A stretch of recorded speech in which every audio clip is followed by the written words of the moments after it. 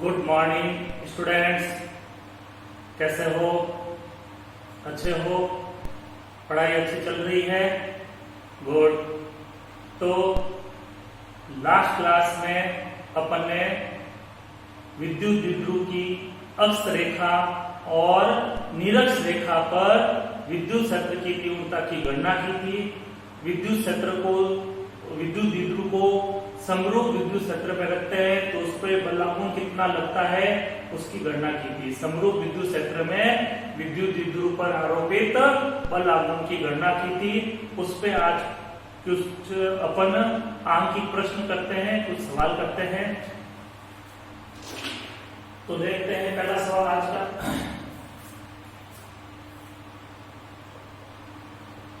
Question number 1 लेते हैं आज का। सिंपल सा थ्योरेटिकल क्वेश्चन है। सिद्ध करो कि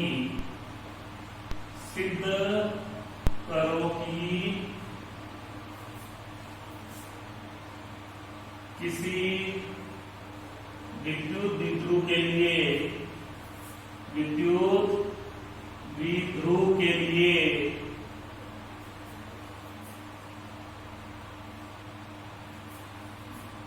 निरक्ष रेखा पर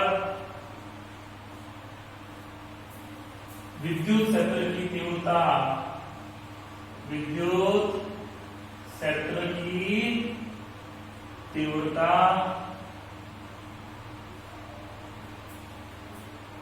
समान दूरी पर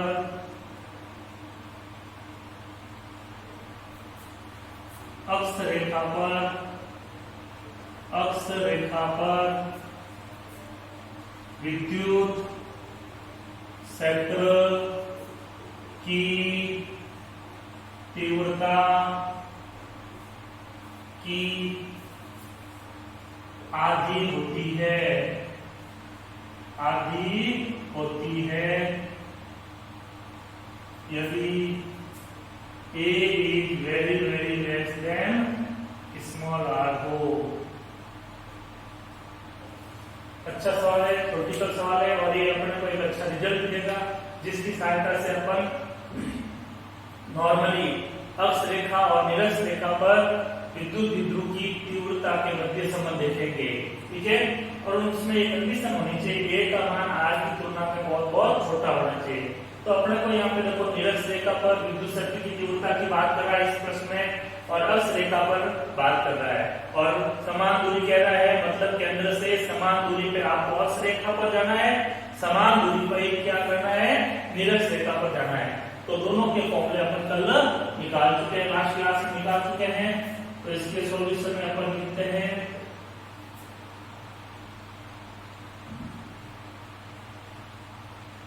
विद्युत द्विध्रुव के कारण अक्ष रेखा पर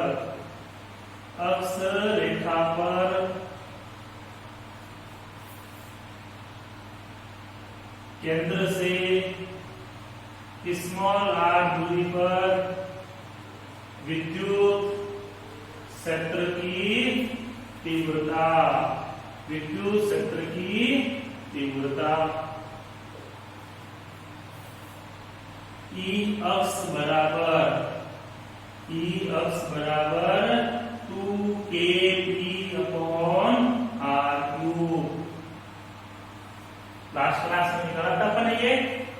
इसी तरह से चलते हैं विद्युत द्विध्रुव के कारण निरक्ष रेखा पर केंद्र से स्मॉल r दूरी पर विद्युत क्षेत्र की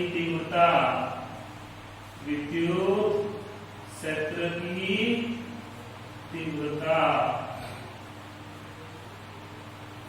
E निरक्ष बराबर KP/R3। ठीक है। तो अपन क्या करते हैं, समीकरण ए को थोड़ा सा अपन ने देखो ये स्पर्श रेखा, अक्ष रेखा और निरक्ष रेखा की बात की, इनमें संबंध निकालना है तो अपन ने उनके डेरिवेशन से अपन ने जो वैल्यू निकाली थी, फॉर्मूले निकाले थे वो लिखिए। अब इन दोनों में संबंध निकालना है, या तो इस समीकरण का आप भाग दे सकते हो और आप चाहो तो इसको ऐसे भी एडजस्ट कर सकते हो। इसको मैं ऐसे लिख देता हूं, 2 इंटू KP अपॉन R³ ताकि क्या होगा, देखो KP अपॉन R³ की जगह पर क्या लिख सकते हैं, E निरक्ष। KP अपॉन R³ की जगह क्या लिख सकते हैं, E निरक्ष। तो देखो KP अपॉन R³ ये पड़ा, इसकी जगह अपन समीकरण 2 से क्या करते हैं, E निरक्ष का मान रख देते हैं। तो समीकरण 1 और 2 से, समीकरण 1 व समीकरण 2 से क्या लिख सकते हैं, बोलो, E अक्ष बराबर 2 इंटू ये आ जाएगा E निरक्ष, KP अपॉन R³ की जगह पर क्या लिखेंगे, E निरक्ष। देखो E अक्ष बराबर क्या आ गया, 2 इंटू E निरक्ष। ये भी फॉर्मूला याद रख सकते हो आप, यानी अक्ष रेखा पर विद्युत क्षेत्र की तीव्रता, विद्युत द्विध्रुव के कारण अक्ष रेखा पर विद्युत क्षेत्र की तीव्रता निरक्ष रेखा पर विद्युत क्षेत्र की तीव्रता की दुगनी होती है। अब यहाँ बेसिकली सवाल बन सकते हैं आपको, इसका मान लेकर के इसका मान पूछ सकते हैं। तो E निरक्ष का जो भी मान हो 2 से गुणा कर दो, अक्ष पे मान आ जाएगा। और अक्ष पे अगर कोई भी मान होता है, इस 2 को बढ़ते लिया तो E निरक्ष बराबर क्या बन जाएगा, देखो E निरक्ष बराबर E अक्ष बटा 2, E अक्ष बटा 2, ठीक है ना। तो अक्ष के ऊपर जो भी मान होगा उसमें 2 का भाग दे दो तो निरक्ष आ जाएगा। और अपने को ये सिद्ध करना था, निरक्ष रेखा पर विद्युत क्षेत्र की तीव्रता, निरक्ष रेखा पर विद्युत क्षेत्र की तीव्रता अक्ष रेखा पर विद्युत क्षेत्र की तीव्रता की आधी होती है। तो सिद्ध हो गया। अच्छा सवाल है, बोर्ड में थ्योरेटिकल मिल सकता है, डायरेक्ट ये फॉर्मूले भी याद रखो, इन फॉर्मूलों पर भी अपने को प्रश्न मिल सकते हैं, कंपटीशन में सवाल मिल सकते हैं। क्लियर, याद रखिएगा E निरक्ष बराबर E अक्ष बटा 2, ये अपन और भी कई जगह काम में लेंगे। क्लियर, ये पहला सवाल अच्छे से समझ में आया, कर सकते हो वापस इसको जरूर कीजिएगा। आज से एक बार समझ में 2 बार करो, आ जाएंगे। फिजिक्स के न्यूमेरिकल लिखने में हार्ड लगते हैं, एक बार प्रश्न समझ में आने के बाद में एक बार अगर आपने किसी प्रश्न की प्रैक्टिस कर ली तो उस टाइप के जो भी सवाल आएंगे उनको करने में आपको तकलीफ नहीं आएगी। तो बढ़ते हैं यहाँ पर आगे प्रश्न में।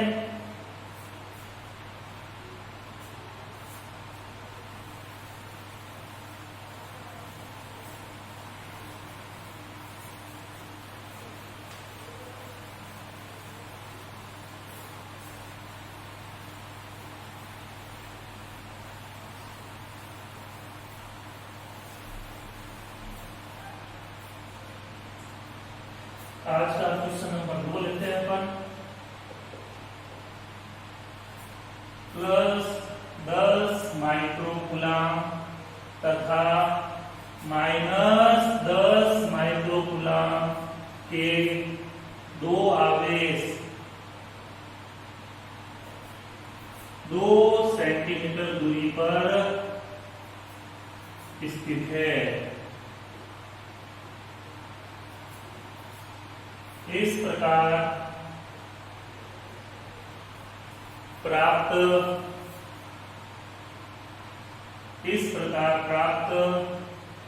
विद्युत द्विध्रुव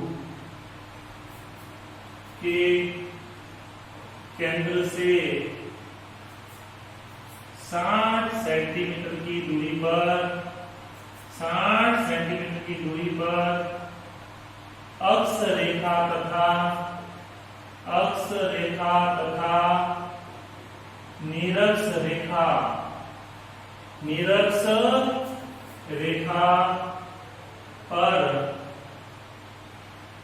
विद्युत क्षेत्र की तीव्रता की गणना कीजिए प्लस 10 माइक्रोकूलाम तथा माइनस 10 माइक्रोकूलाम के दो आवेश 2 सेंटीमीटर की दूरी पर स्थित है। इस प्रकार प्राप्त विद्युत बिंदु के केंद्र से 60 सेंटीमीटर की दूरी पर अक्ष रेखा पर और निरक्ष रेखा पर विद्युत क्षेत्र की तीव्रता की गणना करनी है। फिजिक्स के न्यूमेरिकल के लिए हमेशा ध्यान रखो, प्रश्न को अच्छे से पढ़ो, प्रश्न को समझने की कोशिश करो। प्रश्न में जो जो चीजें दे रखी उनको माइंड में एक उसका डायग्राम बनाओ। तो यहाँ पे देखो 2 दे रखे आपको, एक रफली डायग्राम बना देता हूँ मैं आपके। ये प्लस 10 माइक्रोकूलाम, ये माइनस 10 माइक्रोकूलाम, ये बीच की दूरी दे रखी है 2 सेंटीमीटर, ठीक है। ये केंद्र हो गया वो, इससे आपको इधर भी 60 सेंटीमीटर पे बिंदु लेना है और एक निरक्ष रेखा पे भी आपको बिंदु लेना है। ये निरक्ष ले लेते हैं 60 सेंटीमीटर। तो अब अपने पास में देखो यहाँ पे सबसे इंपॉर्टेंट चीज, ठीक है, पहले अपन लिख देते हैं दिया हुआ क्या क्या है। प्रश्न को हल करते समय, न्यूमेरिकल को हल करते समय मैंने आपको कहा है 3 चीजों पे गौर करो। दिया हुआ क्या है, ज्ञात क्या करना है, और दी हुई वस्तु में और ज्ञात करने वाली वस्तु में संबंध क्या है, फॉर्मूला क्या है। दी गई वस्तु और ज्ञात करने वाली वस्तु में संबंध क्या है, फॉर्मूला क्या है।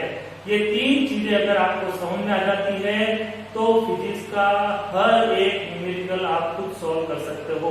तो देखो इस प्रश्न में क्या क्या दिया हुआ है। इस प्रश्न में सबसे पहले बात करते हैं, क्यू ले लेते हैं, प्लस वाले ले लेते हैं 10 माइक्रोकूलाम। अपन न्यूमेरिकल में कूलाम में काम करते हैं, माइक्रोकूलाम को चेंज कर देता हूँ। 1 माइक्रोकूलाम बराबर होता है 10 की पावर -6। अपन डिस्कस कर चुके हैं। तो 10 × 10 की पावर -6 कूलाम। अब इसके ऊपर कुछ नहीं है, मतलब 1 पावर लिख सकते हैं। गुणे में आधार समान होने पर घातें जुड़ जाती है। तो +1 -6 10 की पावर -5 कूलाम। तो Q का मान मैंने कैसे सॉल्व किया, समझ में आया। माइक्रोकूलाम को कूलाम में कैसे कन्वर्ट किया, ठीक है।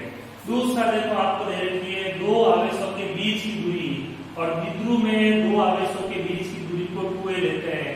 यहाँ अक्सर गलती होती है, 2 आवेशों के बीच की दूरी को सीधा a बराबर 2 लिख देते हैं, जबकि 2 विद्युत में दोनों आवेशों के बीच की दूरी को अपन क्या लेते हैं, 2a लेते हैं। ये 2a का मान है 2 सेंटीमीटर, खाली a का मान नहीं है, ध्यान रख लोगे। अब देखो सेंटीमीटर है, फिजिक्स में मोस्टली न्यूमेरिकल अपन एमकेएस पद्धति में करते हैं। सारे मात्रक एक ही पद्धति में होने चाहिए और अपन एमकेएस में रख करके सॉल्व करते हैं। तो सेंटीमीटर को मीटर बदलने के लिए 100 का भाग देते हैं, या इंटू में 10 की पावर -2 कर देता हूँ, ये मीटर में आ जाएगा। बट्टा 100 करेंगे, 100 मतलब 10 की पावर 2, उसको ऊपर लाएंगे तो 10 की पावर -2। क्लियर। फिर आपको देखो आर भी दे देना है। आर बराबर कितना दिया हुआ है, 60 सेंटीमीटर। कितना दिया हुआ है, 60 सेंटीमीटर। सेंटीमीटर में इसको भी मीटर में कन्वर्ट करेंगे, तो 60 × 10 की पावर -2 मीटर। एक जीरो इसके साथ सिंप्लीफाई कर लूं तो 6 × 10 की पावर -1 मीटर। क्लियर। ये कैसे कैलकुलेशन, ये कैलकुलेशन की प्रैक्टिस आपको होनी चाहिए, ठीक है। ये हम आपको सिखा नहीं सकते हैं, ये आपको खुद को सीखनी पड़ेगी, ये बेसिक चीज है। हालांकि मैं एक चीज बता रहा हूँ, जिन बातों को बता रहा हूँ उनको गौर कीजिएगा, और ये कैलकुलेशन आपकी प्रैक्टिस में होनी चाहिए। तो ये पावर कैसे सॉल्व हो रही है, कैसे, जितना यहाँ आसान कर लोगे आगे कैलकुलेशन आसान हो जाएगी, ठीक है। अब गौर करने वाली बात यहाँ पे है, 2a बराबर दिया हुआ है 2 × 10 की घात -1। 2a बराबर कितना दिया हुआ है, 2 × 2 सेंटीमीटर मान लेते हैं। तो a दिया हुआ आपको 60 सेंटीमीटर। अब देखो 1 सेंटीमीटर 60 सेंटीमीटर की तुलना में बहुत छोटे होते हैं, छोटा होता है, a is very less than r। तो यहाँ पे अपन क्या करेंगे, इस कंडीशन में जो फॉर्मूले आए थे 2kp/r3 kp/r3 वाले फॉर्मूले लगाएंगे। अगर यहाँ पे वैल्यू 30 सेंटीमीटर होता तो फिर अपन a² - r² वाले फॉर्मूले लगाते। तो न्यूमेरिकल में ध्यान रखना है अपने को कहाँ पे कौन सा फॉर्मूला अप्लाई करना है। तो यहाँ कौन सा फॉर्मूला अप्लाई करूंगा मैं, ठीक है, डायरेक्ट ये कंडीशन वाला अपन ये भी इसमें कंडीशन को लगा के फॉर्मूले निकालते हैं, वो फॉर्मूले लगाते हैं, ठीक है। तो अब अपने को यहाँ पे ज्ञात क्या करना है, ज्ञात करना है आपको ई अक्ष और ई निरक्ष,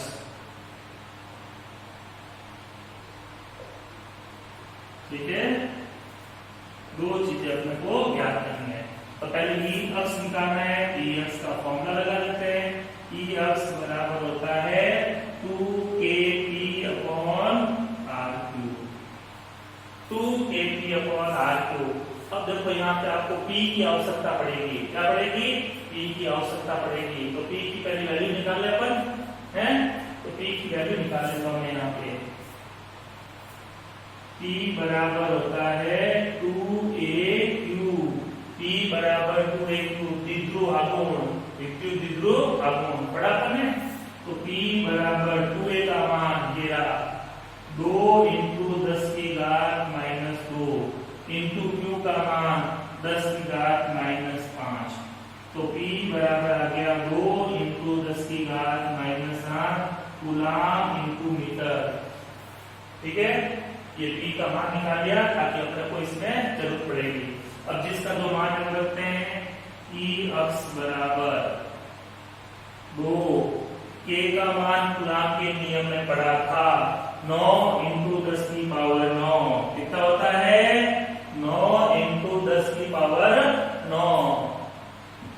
p का मान ये पड़ा 2 × 10 की घात -7 बट्टा r को, r की जगह वैल्यू रखेंगे 6 × 10 की घात -1 का होल क्यूब है, सॉरी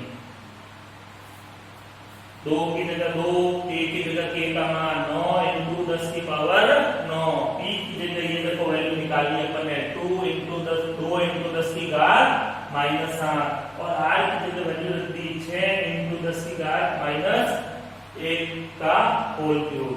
अब देखो सिंप्लीफाई करते हैं अपन इसको, तो ई अक्ष बराबर क्या आ जाएगा, देखो 2 × 4, 4 को 9 से गुणा कर देते हैं, 9 चौक 36 इंटू आधार समान होने पे घातें जुड़ जाती है, 9 में से 7 चले जाएंगे, 10 की घात कितनी बचेगी 2 बट्टा 6 का क्यूब करना है, तो 6 × 6 × 6 इंटू 10 की घात क्या हो जाएगी -3। और विद्युत शक्ति तीव्रता का मात्रक होता है न्यूटन पर कूलाम, लिखते जाओ साथ में न्यूटन पर कूलाम। तो 36 से 36 कर दे, तो ई अक्ष बराबर क्या बचा ऊपर 10 की पावर 2 बट्टा 6, इसको भी ऊपर ले आता हूँ 10 की पावर +3 न्यूटन पर कूलाम। ई अक्ष बराबर ये हो गया 10 की पावर 5 बट्टा 6 न्यूटन पर कूलाम। ई अक्ष बराबर, इसको ऐसे लिख दो 10 बट्टा 6 इंटू 10 की पावर 4 न्यूटन पर कूलाम, ताकि भाग आसानी से दे सकते हैं, एक पावर को लगा दिया। अब आसानी से भाग चला जाएगा और स्टैंडर्ड वैल्यू भी आ जाएगी 6 × 6 बच गए 4, पॉइंट लगाया हो गया 40, 36, फिर 4 बचा, पॉइंट के बाद 2 अंक है, सफिशिएंट है न्यूटन पर कूलाम। कोई समस्या कर सकते हैं, ठीक है। तो अक्ष रेखा पर आपको विद्युत शक्ति की तीव्रता का फॉर्मूला समझ आ गया, कैसे निकाला अपन है, ठीक है। निरक्ष रेखा पर विद्युत शक्ति की तीव्रता निकालने के अपने पास 2 मेथड है। निरक्ष रेखा पर विद्युत शक्ति की तीव्रता निकालने के 2 मेथड है। अगर बोर्ड में आते हैं 2 सवाल लेते हैं आपको, 2 मास का है, एक इसका होगा, एक इसका होगा, तो फिर आपको पूरा करना पड़ेगा। और कॉम्पिटिशन में आ जाए तो इसके बाद आप डायरेक्ट निकाल सकते हो, अभी बताते हैं। पहले मैं पूरा कर देता हूं। ई निरक्ष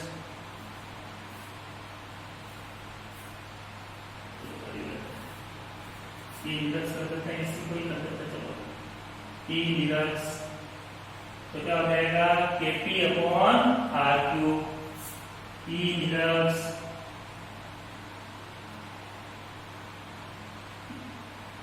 K की जगह वैल्यू रखेंगे 9 इंटू 10 की पावर 9, P की जगह ये वैल्यू 2 इंटू 10 की पावर -8, R की जगह R का मान, ये ऊपर हो जाएगा 9 दूनी 18 निरक्ष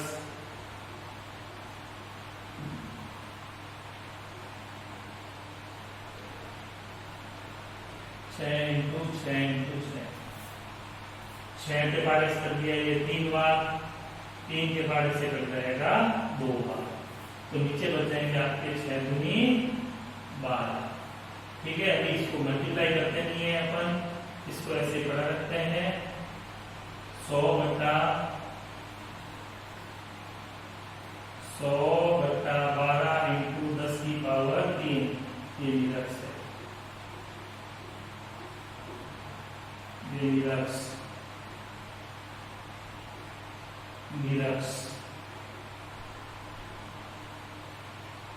देखो 4 के पास बन जाएगा 25 चौके 100, 4 3 12, 10 की पावर 3 भाग देते हैं इसमें, तो कितनी बार जाएगा 8 बार, 8 3 24, बच गया 1 10 3 3 इंटू 10 की पावर 4 न्यूटन पर कूलम। पिछले वाले के हिसाब से बनाना है तो पॉइंट को शिफ्ट कर दो।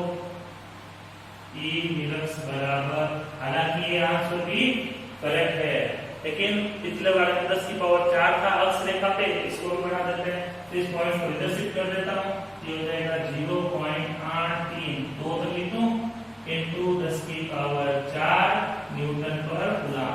नहीं समझ में आए तो 10 से गुणा करना, 10 से भाग करना, 10 से गुणा करते ही 10 की पावर 4, इसमें 10 का भाग हो गया तो 0.83।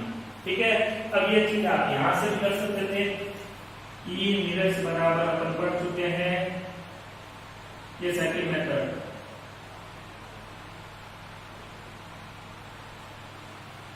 ई अक्ष बटा 2, ई अक्ष का मान कितना आया था 1.66 इंटू 10 की पावर 4 बटा 2 न्यूटन पर कूलम, तो इसमें भाग हो गए 0.83 इंटू 10 की पावर 4 न्यूटन पर कूलम, ये देखो है, और 3 लाइनों में आंसर आएगा। कोई समस्या? तो क्वेश्चन को सॉल्व करने के बहुत सारे तरीके होते हैं, जैसे जैसे आप प्रैक्टिस करोगे नए नए आप खुद तरीके ढूंढ लोगे। तो ये क्वेश्चन अच्छे से समझ में आया, कोई समस्या इसमें? अच्छा क्वेश्चन है, प्रैक्टिस कीजिएगा। ठीक है, और प्रश्न में हमेशा ध्यान रखो दिया हुआ क्या है, ज्ञात क्या करना है, और दी गई वस्तुओं में और ज्ञात की गई वस्तुओं में संबंध क्या होता है, फॉर्मूला क्या लगता है, तो सारे क्वेश्चन अच्छे से कंप्लीट हो जाते हैं। नेक्स्ट क्वेश्चन की ओर बढ़ते हैं।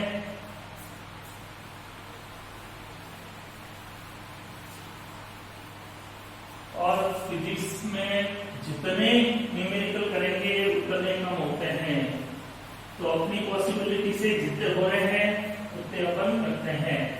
बाकी जब फिजिकल क्लास होती है तो हर टॉपिक पे कम से कम 10-15 न्यूमेरिकल करते हैं, हर टॉपिक पे, चैप्टर पे नहीं, टॉपिक पे अपन करते हैं। तो देखते हैं जब भी फिजिकल क्लास होगी उस समय अपन खूब सारी प्रैक्टिस करेंगे। क्वेश्चन नंबर 3 की बारी लेते हैं अपन।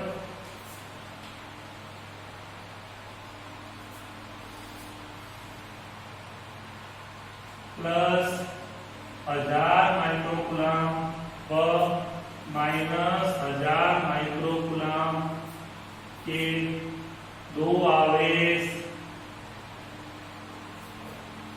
2 मिलीमीटर की दूरी पर दूरी पर स्थित होकर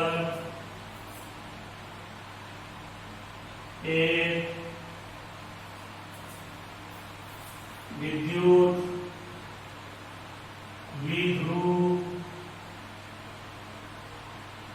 का निर्माण करते हैं।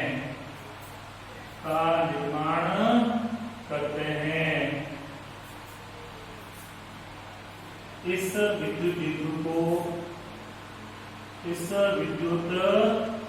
द्विध्रुव को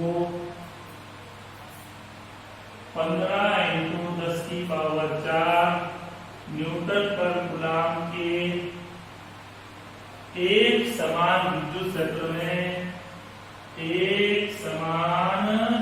विद्युत क्षेत्र में विद्युत क्षेत्र से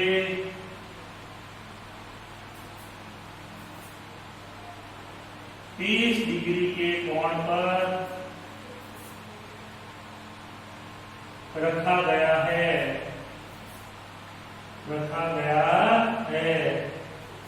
तब इस विद्युत द्विध्रुव पर आरोपित बलागुण की गणना कीजिए।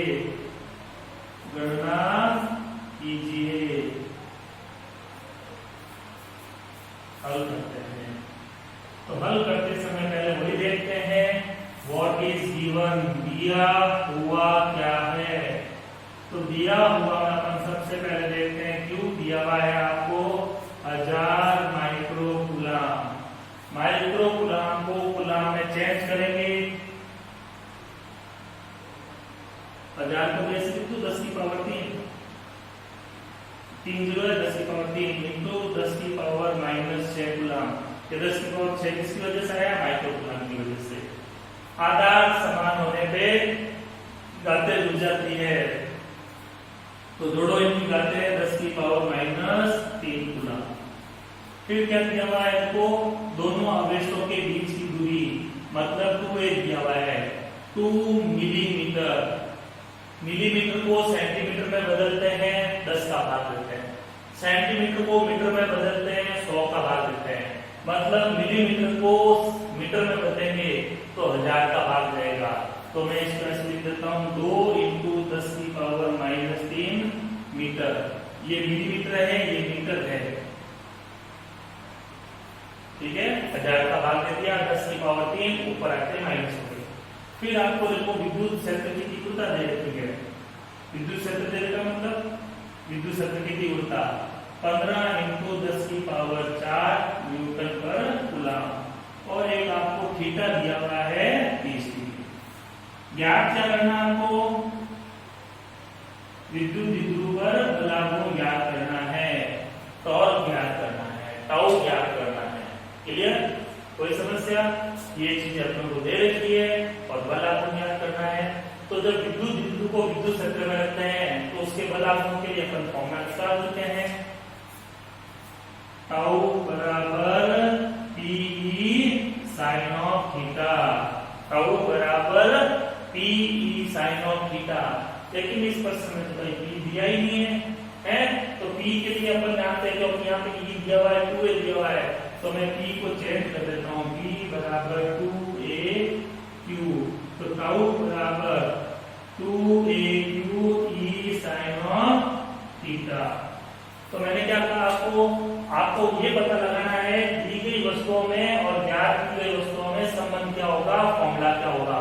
तो मैंने यहाँ से कंसेप्ट लगाया कि अपन पढ़ चुके हैं विद्युत क्षेत्र में विद्युत द्विध्रुव रखा होता है तो उस पर जो बलागुण होता है उसका फॉर्मूला होता है PE sin of थीटा।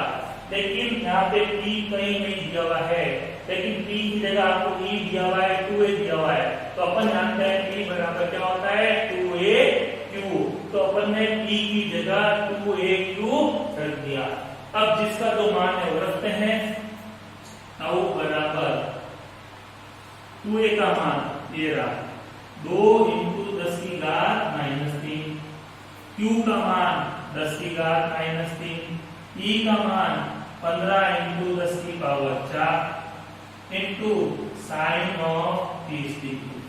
देखिए 2a की जगह 2a का मान रख दिया, Q की जगह Q का मान रख दिया, E की जगह E का मान रख दिया, थीटा की जगह थीटा का मान रख दिया। सिंप्लीफाई करते हैं, टाउ बराबर 2 इंटू 15, गुणा नहीं कर रहा हूं क्योंकि कटेगा, आगे वैल्यू आएगी 10 की पावर -3, 10 की पावर -3, 10 की पावर 4, -3 -3 माइनस है प्लस 4, ये हो गया 10 की पावर -2। आधार समान होने पर घातें जुड़ जाती है। साइन 30 का मान होता है 1/2, साइन 30 का मान 1/2। साइन और कॉस की वैल्यूज अपने को याद होनी चाहिए, काम आती रहती है। इस 2 से देखो ये 2 कट गया, तो टाउ बराबर आ गया 15 इंटू 10 की घात -2 newton into metre, newton into metre. आई बात समझ में? कोई समस्या? तो लास्ट क्लास में अपन जो फॉर्मूले पढ़े थे उस पे मैंने सेलेक्टेड एक क्वेश्चन आपको कराए हैं, तो इनको अच्छे से कीजिएगा। बाकी अब इस चैप्टर के क्वेश्चन आंसर न्यूमेरिकल जो भी है वो फिजिकल क्लास में अपन करेंगे या फिर ऑनलाइन क्लासेस शुरू कराएंगे, तब आपको करवाएंगे। क्लियर? नेक्स्ट क्लास में अपन नए चैप्टर के साथ मिलेंगे। Good day, thank you.